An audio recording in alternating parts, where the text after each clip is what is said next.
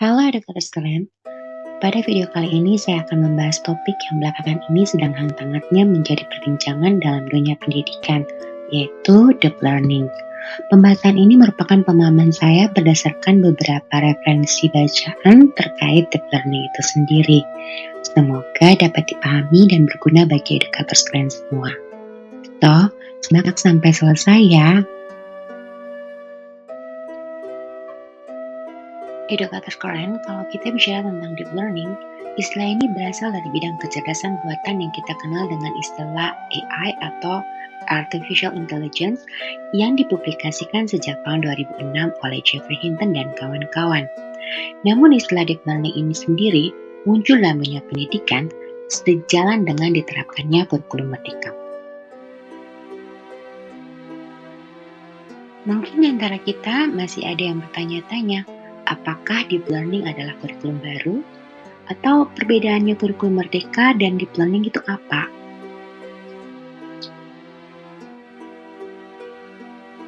Edukator keren, kurikulum merdeka merupakan kurikulum yang diterapkan sebagai perubahan dari kurikulum sebelumnya.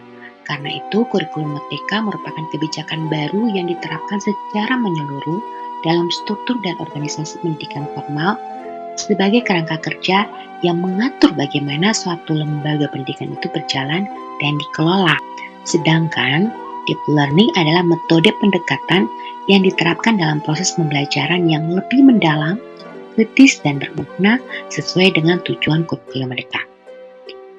Jadi, edukator keren, deep learning adalah bagian penting dari kurikulum merdeka itu sendiri dan bukan pengganti. Karena deep learning merupakan metode pendekatan yang diterapkan di dalam pembelajaran untuk mewujudkan tujuan dari kurikulum merdeka. Jadi jangan bingung ya.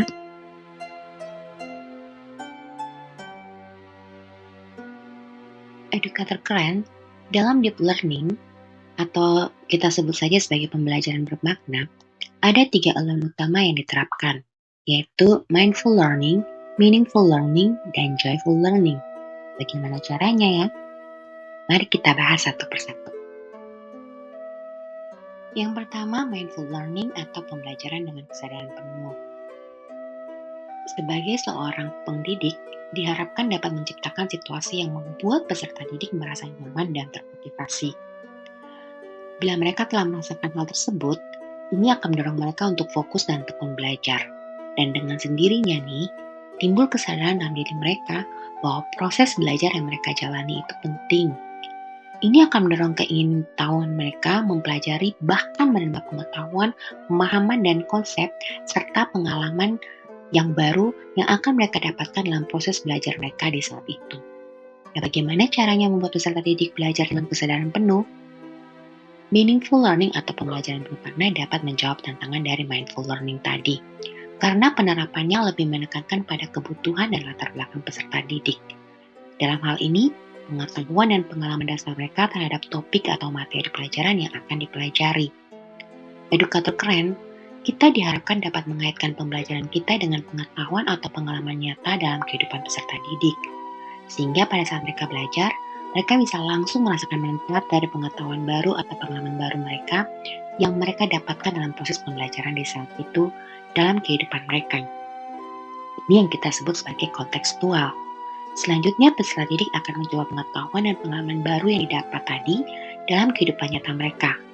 Hal inilah yang mendorong mereka untuk tetap belajar dan membuka diri terhadap pengalaman baru, pengetahuan baru secara terus-menerus. Atau kita sebut sebagai belajar sepanjang hayat. Elemen yang terakhir edukator keren yaitu joyful learning atau pembelajaran yang menyenangkan.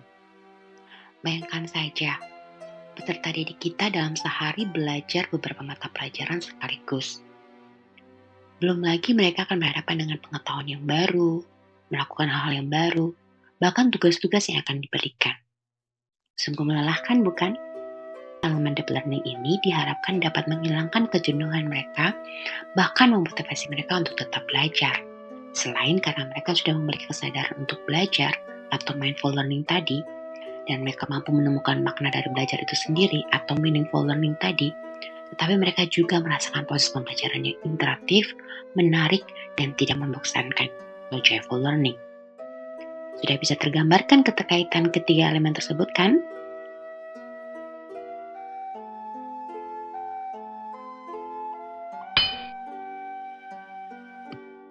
Terus gimana praktek nyatanya ya? Susah.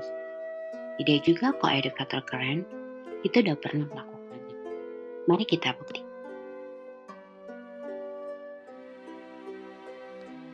Penerapan mindful learning menitikberatkan pada melibatkan peserta didik secara langsung dalam pembelajaran.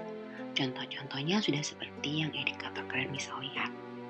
Cerama interaktif. Kita ketika memberikan materi pembelajaran, kita juga sambil bertanya kepada peserta didik, sehingga mereka bisa jadi sumber informasi bagi teman mereka, atau bahkan mereka bisa memberikan pandangan opini mereka terhadap materi yang kita bahas.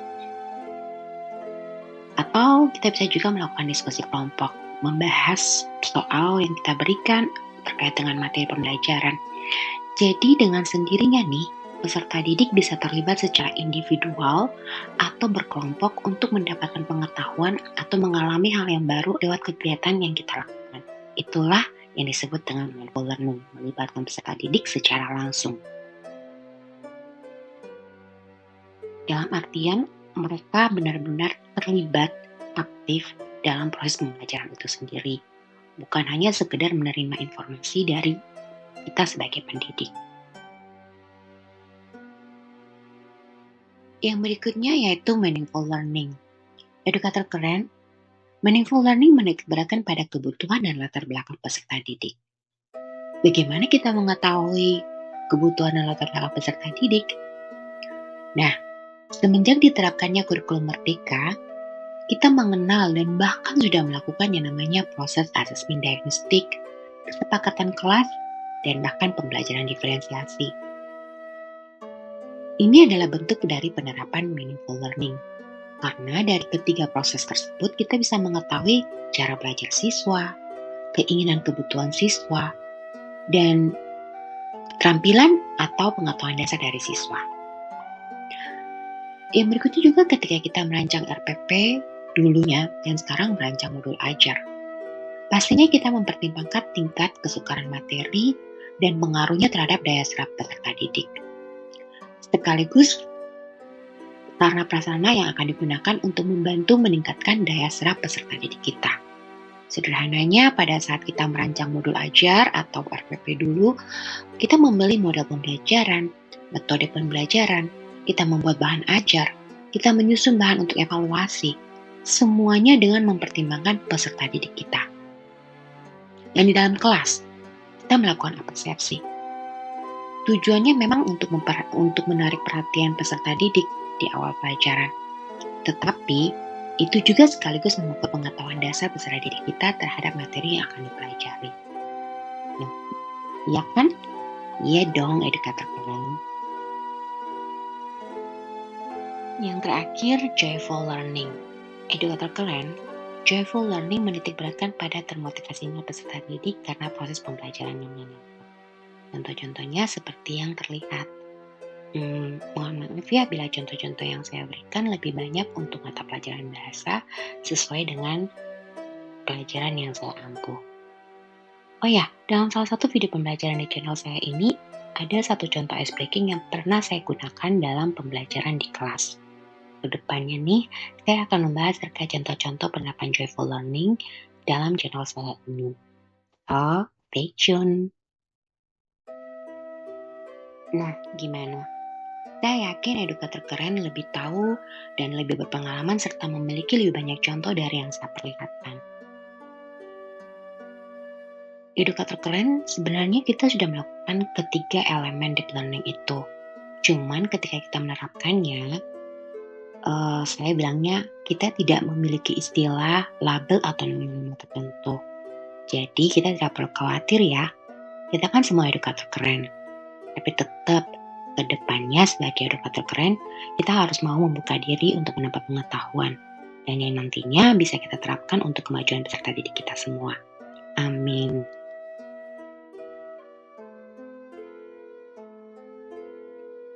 Edukator keren, Kalau bicara tentang deep learning, masih banyak hal yang harus kita bahas.